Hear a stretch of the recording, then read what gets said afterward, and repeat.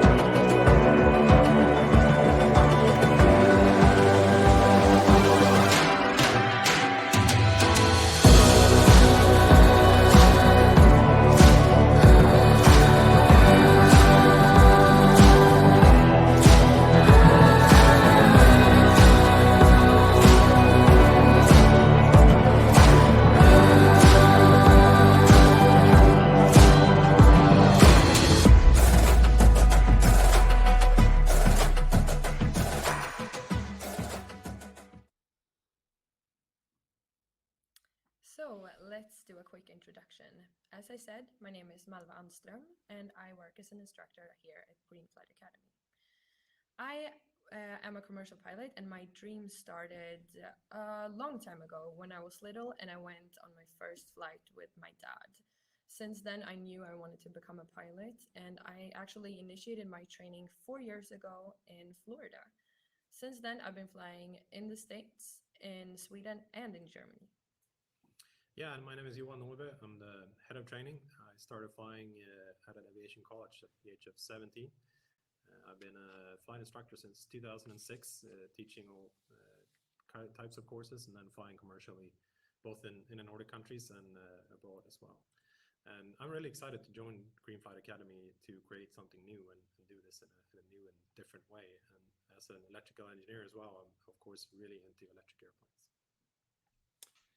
And my name is Axel Nordegren, the chief flight instructor. I also got my flight training started in the United States, and I've since been working extensively with flight training as an instructor in both the United States as well as in Sweden in different roles and capacities. Skellefteå is actually my ancestral home, so I'm very happy to be back to this environment and very much looking forward to this project. It's fantastic to be here. Yes, and please guys remember that anytime during this webinar, you can ask any questions you feel is anything you're wondering, and just please put them in the question box below. So first, Green Flight Academy is one of the first academies in the world who choose to initiate the commercial training on electric airplanes. We have three Pipistrel Velis Electro, which is the first type-rated certificated electrical airplane in the world. We use them to initiate our training for VFR flights and for time building. And so many of you wonder that what is the biggest difference between an electrical airplane and a conventional airplane. And even though there are many differences and similarities, I think that the nicest difference is the quick acceleration. Axel, what would you say is one of the biggest differences? Well, we've been flying the Pipistrel for a while now, and I think we all agree it's a great trainer, a very good first airplane to start flight training with. Very responsive with the throttle, responsive with the stick, and very fun to fly. Yeah. Yeah. I think a big misconception when it comes to electric airplanes is many people believe you become an electric pilot when you train on electric airplanes, but what we're doing is simply swapping out conventional airplanes for electric instead.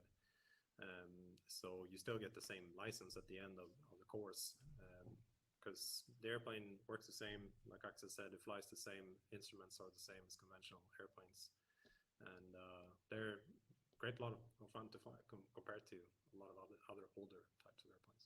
Yeah. And like I mentioned before, conventional airplanes. Continuing the flight training, we will fly during night, during IMC in IFR operation, and during cross country. And for these operations, we're going to use our brand new Piper Archer DX. And this airplane is introduced on our Instagram more in detail, but what we can tell you here is that it has a diesel engine, which is much more effective. It has a longer range, and it has a Garmin 1000 glass cockpit with the latest technology. Our vision is to be the world's most sustainable sustainable flight academy for commercial training. But how are we going to do that? Johan will take us through a little bit more in detail how we're going to be as sustainable as possible. Yeah, I mean, we still need to follow the European Aviation Safety Agency regulations when it comes to flight training, both hours needed for pilot license and then, of course, operational requirements as well. But what we can do today is allocate approximately 30% of the flight time to electric airplanes instead of conventional airplanes. And then the rest of the training is done with brand new airplanes with the latest technology that has as low of a fuel consumption as we possibly can. Then we also use our simulator, which is located here in central Skellefteå on campus, to fly as much as we can in the simulator, of course, according to regulations then again. And it actually increases quality of training quite a bit because you can simulate all types of weather and emergencies in the simulator, which you can't do in an airplane. Of course, electric airplanes needs to run on electricity. So where does that come from? It's bought through Skellefteå Kraft, which is a local electricity producer, and it's all either hydropower or wind power. So we only buy sustainable electricity. Then, of course, I mentioned we have facilities on campus in central Skellefteå, but when you need to get to the airport to do the flight training, then we have an electric shuttle bus that takes you there and back. We also want to focus quite a bit on sustainability, so we include it in the curriculum and in the classes to talk about what you can do with the current technology and how you can save fuel even though you fly a conventional airplane, and create an awareness around that from the start. And then we're constantly looking for new airplanes too. There's a lot happening in the business right now. There's a lot of airplane manufacturers that are coming out with new projects for sustainable aircraft. That might be electric or it might be something else, but we're always keeping up with the latest technology. We'll swap out our airplanes as development continues. Correct. So when you want to become a commercial pilot, you will need a commercial pilot license, an instrument rating, and both these ones needs to be done on a multi-engine. This is something that you will be able to achieve via Green Flight Academy. So to do this, you can register at our website, and through a selection process, you will be able to join our airline transport pilot program. And this might still raise some questions with you guys. So Axel will take you through the ATPL program and other courses that we offer. Yes, as you mentioned, Malva, so by graduating from our airline traffic pilot program, you will acquire an EASA commercial pilot license with a multi-engine and instrument rating, which will make you eligible to apply for basically any airline traffic pilot employment all over Europe or any other, well, commercial pilot job as well. I will not get into the weeds of specific hour requirements right here today because of the limited time, but let's give an overview of the building blocks of a pilot education. And I think I'd like to start by saying that theory studies in a classroom is a significant portion of the education. So you will get to learn aerodynamics, metrology, aviation law, and other subjects that are necessary to function as an effective airline pilot. And it's important to know also that classroom studies are taught in parallel with flight training throughout your time here. That means that you might get scheduled for classroom theory in the morning and then a flight in the afternoon. So it's integrated in that aspect. Looking at the flight training, it starts out with learning basic flight maneuvers together with an instructor. We want you to acquire stick and rudder skills, starts, takeoffs and landings, basic navigations. And once you have acquired sufficient skill and knowledge, you will start flying solo flights to build flight hours and practice airmanship. Initially, those flight hours will be close to the airport, but eventually you will fly more and more advanced solo assignments. In the latter phase of the training, you will learn how to fly airplanes solely based on instruments and also fly and learn the special challenges with night flight as well as multi-engine airplanes. Then a relatively new requirements in flight training is upset prevention and recovery training. Pilots need to be aware of their own reactions to sudden adverse situations. And when those happen, you need to know how to recover from them. And such training is now mandatory for commercial pilots before getting their first type rating at a more complex airplane. Lastly, after you finished your single pilot training, now you will do a multi-crew cooperation course where you will learn more how to operate in a multi-crew environment in more complex airplanes. So that sort of gives the building blocks of the entire airline transport pilot program. And I actually see here we got some questions. So we got one question that asks, how far can you fly with an electric airplane? Yeah, I guess I can answer that. You can fly for about 45 minutes, which is how long a normal training flight is. And then charging time after that is between 30 minutes and 45 minutes, which is enough time to do a debrief for the previous lesson and then do briefing and figure out what you're going to do the next lesson and then go fly again. So with some smart scheduling, we can operate almost like with a conventional airplane that runs on petrol. And we have another question saying, can I work part-time during my training? Could you answer that, Axel? Working part-time during your training? Well, I think you have to split it up. If you are, if you're not a Schengen citizen, if you're here on a student visa, you are not really allowed to work during your studies here. If you actually are a Schengen citizen, well, there is no formal requirements that you cannot work, but I would say experience tells us that it's typically not a good idea because it requires quite a lot from you to finish a program like this in 20 months with both a pretty significant theory package and flight time. So we don't, well, I wouldn't say we're not encouraging it, but you guys are all individuals. If you think you'll be able to manage, we can probably make it work. Right. That's a good answer. So hopefully we caught your attention. And to proceed in this process, we need you to meet some other requirements. And Axel will take us through those too. All right. So entry requirements is basically you have, well, to start with, you have to be 18 years of age when the course starts. Very important is that you have sufficient English language proficiency. Here it says at the minimum IKO level of 4. And now what does that mean? Well, let's say at least you need a decent command of both reading, writing, speaking, and understanding the English language in order to be able to do this education properly. Math and physics at a high school level is a requirement. And you must be able to obtain an EASA medical class 1, so medical examination according to the European Flight Safety Agency standards.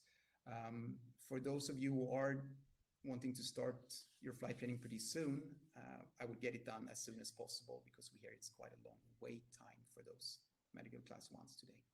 If you would arrive here without one, we will assist you to get this examination done. And of course, you need to be able to finance your education for those 20 months. Important as well.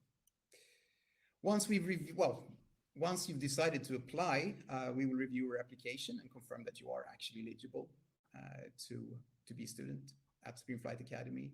And we will then arrange an online pilot aptitude test. And that helps us assess whether you have the specific set of skills needed to become a safe and effective pilot.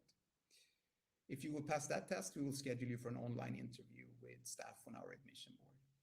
And hopefully then welcome you to Green Flight Academy. I would say also important here is to say that, it's a quite momentous decision, whether you should be a pilot or not, and also which flight school to actually pick. And, make sure it's the right decision. Before you apply or after you've applied, just reach out to us. We'll be happy to answer any questions and guide you in the right direction, because it's important to get this decision right, and not only for you, but also for us. So please contact us if you have any questions. Right. And just so you guys know, we will always be here to answer any questions you have available. And if there is anything you guys would need help with during your training here or during the registration process, we are also able to help you with that. Looking into the questions again, we have one more question that is asking, what is a Class 1 medical and how do you obtain one? Could you maybe help us with that, Johan? Yeah, there's a certain set of medical fitness that you need as a pilot. So what you do is go to an aeromedical center. It can be here in Sweden or it can be in any of the other European countries. What you do is a basic examination where you conclude that you don't have any illness like diabetes and things like that. And then, of course, they check your eyesight, your hearing. But as you can see, I have glasses, so you can have glasses to a certain extent. And then what you cannot have is, like I said, diabetes, color blindness is a no-go, and certain other things as well. But it's nothing difficult really. If you're of normal health, then it shouldn't be a problem. Nowadays, there's also a requirement to have an interview with the aviation psychologist, where they evaluate that you have the aptitude to become a pilot. So it takes in total 2 days to do a Class 1 medical. So if you're unsure if you would pass it and you want to sort of check it out, we can provide you with the requirements for it, and then you can go to your local doctor at home to have them look at it and see if there's any obvious things that might stop you. So I guess that's a wrap up of a Class 1 medical. It is. And if you find this questionable in any way, please send us an email via learntofly@greenflightacademy.com, and we will give you an extensive list of what is necessary, what is needed, and what's not allowed. So let me tell you a little bit about the facilities, what you can expect, and how you will arrive here at Skellefteå. So one representative will come and pick you up from Skellefteå Airport when you arrive here. And we will, of course, show you around, get you checked into the student housing, the accommodation, which is, of course, included in our course fee. This housing includes your own toilet and your own shower. And we have shared kitchen, common areas, and shared laundry rooms.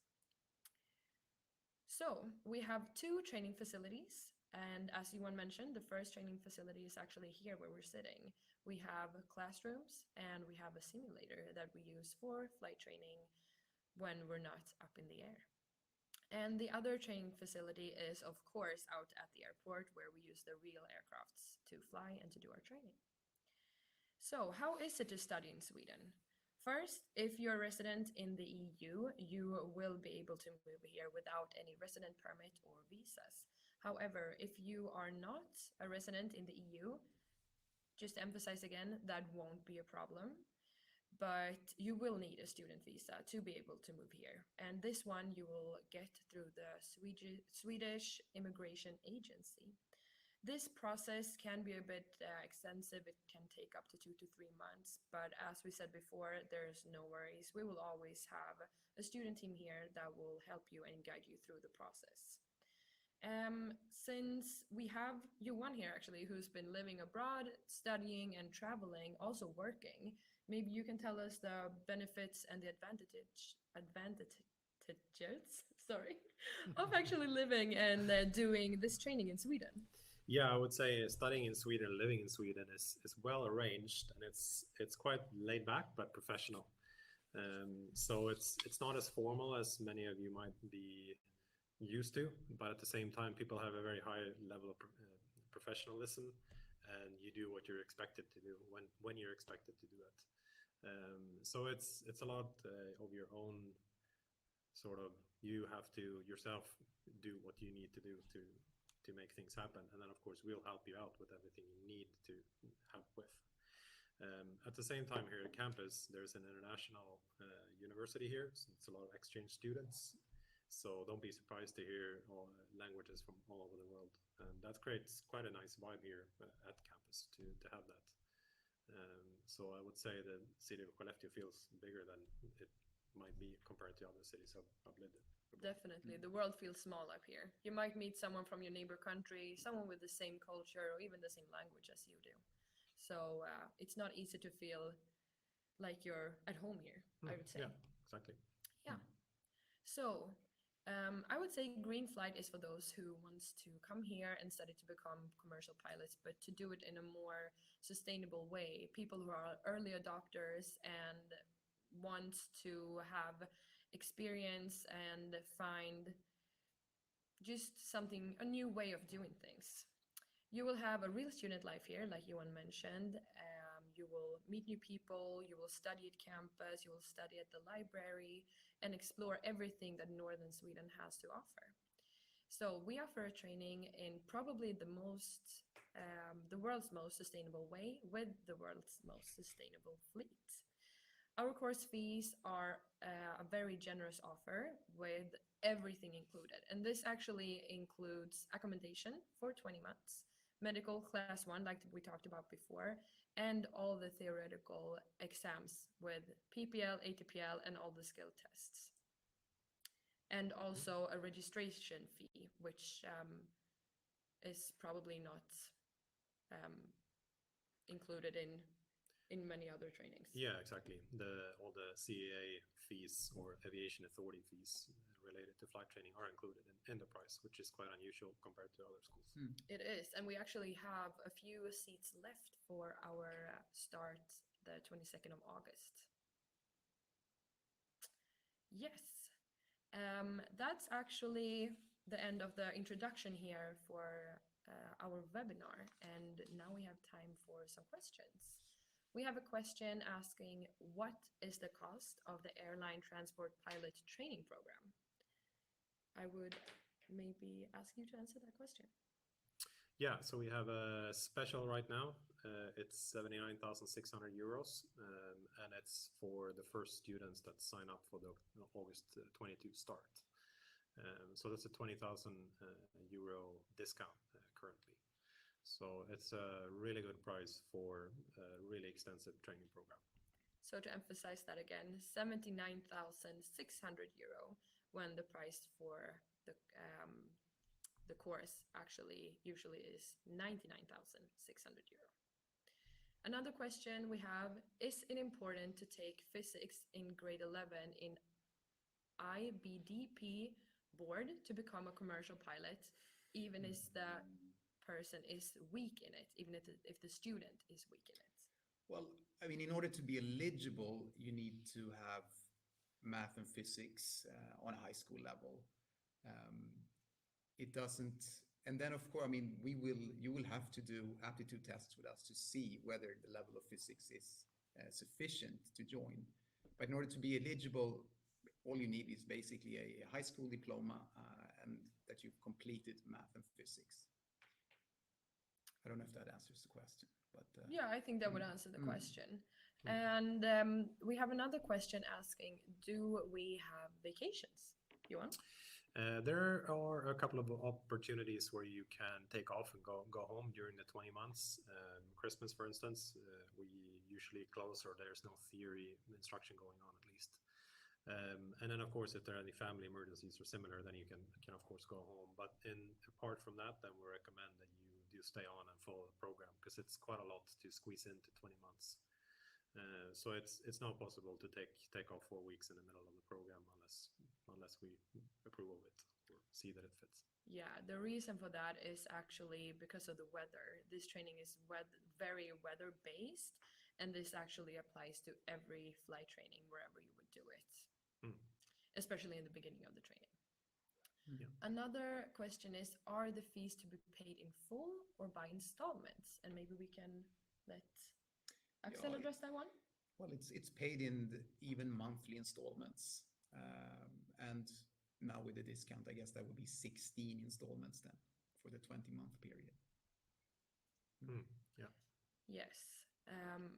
Is the content in the theory ATPL exams hard? I wouldn't say it's hard, but there are, of course, sections that require more work. I'd say it's a pretty good mix of different subjects that you'll have use of in general life as well. I mean, there is a mix of pretty interesting things. I mean, I particularly enjoy like meteorology. It's pretty cool to look out and look at a cloud and see that, okay, it's going to rain or it's not going to rain, or it's going to be a thunderstorm or not. And you actually learn how to interpret that in a pretty good way. It is applicable in real life. Yeah, exactly. Yeah. And then you do one of the subjects is human performance and limitations, where you learn a lot on how the human body works and how you work under stress and things like that. So it's I would say it's more up to what you're used to. If you like math, then maybe navigation and those flight planning and those kind of subjects are easier for you. But if you're more towards law and reading paragraphs and things like that, then maybe air law or operational procedures will be easier for you. So usually everyone finds that a couple of subjects are more tricky than you find the others, but I wouldn't say there's anything that's particularly super difficult. Not super hard, but it does require, I mean, some students will have to put a lot of effort into their studies for sure. Yeah. But doing this together with your students, with the students around you, makes everything a lot easier, because you have people around you that are interested in the same things and to achieve the same goal. So you will find energy to do this all together, actually. Should we have 2 more questions? Yeah, let's do that. So we have one asking, is English, so first, before reading this question, we want to tell you that there is a list of how well you know English, extending from 1 till 6, where 4 till 6, so 4, 5, 6, is the one where you are approved to operate as a pilot. And the question is English 5 in gymnasiet, which is the Scandinavian between high school and university, basically. Yep. English 5 in gymnasium enough? I would say it is, because it's 2 completely different systems. I mean, the 1 to 6 that Malo was explaining now, that's the aviation interpretation of the level of English proficiency. So, but the easiest way to find out is to submit your grades to us, and then we'll have a look at it and see exactly what you need to fulfill the requirements. Yeah. I would say. And a last question. Yeah. Should we go, what should be the minimum and the maximum weight needed to become a commercial pilot? And with this question, maybe we can also include length in this. All right. So Well, for minimum weight, there's actually a minimum weight requirement for the Pipistrelle, which is 34 kilos. So which this is very most- performance based for each and every Right. flight. and most people plane. would pass that requirement, I imagine. Otherwise, there is no set weight requirements. In terms of length, again, there's no strict requirements here. But of course, if you're very short or very tall, it's probably a good idea to at least try to sit in a commercial airplane to see if you're comfortable. Correct. Also, for the medical class 1 examination, there's requirement for BMI, and that's the That's ratio right. between height and weight cannot Right. exceed certain limits. That's right. But we're happy to provide you with the details on that if you want. Right. So you can see on the screen right now, we have our website. You can also contact us at learningtofly@greenflightacademy.com. If there is anything else you want to ask and you don't really know how to write it down, you can of course call us. And our phone number you will find on our website too, greenflightacademy.com. So now we're done here. So we want to thank you so much for joining our webinar. If you want to come in contact with us again, like I said, contact us through phone or via email. And I know that there is a lot of questions here that haven't really been answered yet. So if there is anything that you feel that you still wonder that you haven't really gotten an answer to, we would love to send you an email or answer you via email. So please send us the questions to the email learningtofly@greenflightacademy.com. All right. All right. Okay. Bye bye. Thank you for joining us. Bye bye.